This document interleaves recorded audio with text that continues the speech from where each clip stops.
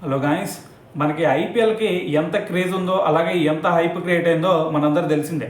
మరి ఇదే ఐపీఎల్లో ఎంఎస్ ధోని క్రేజ్ గురించి కూడా మనం పెద్దగా చెప్పాల్సిన అవసరం లేదు. ఎందుకంటే మనం ఏ స్టేడియం దగ్గరికి వెళ్ళినా సరే మరి వాళ్ళ హోమ్ టీం కంటే మరి ధోని క్రేజే ఎక్కువగా కనిపించింది మనకాడ. సో మరి ఇటువంటి సినారియోలో మరి ధోని ఎన్నో రికార్డులను బ్రేక్ చేశాడు ఇప్పటి వరకు.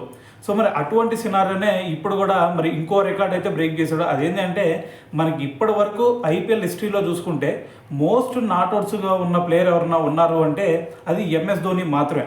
సో అది మనందరూ తెలుసు. అయితే మరి మొన్న కేకేఆర్ వర్సెస్ సిఎస్కే మ్యాచ్ జరిగింది కదా.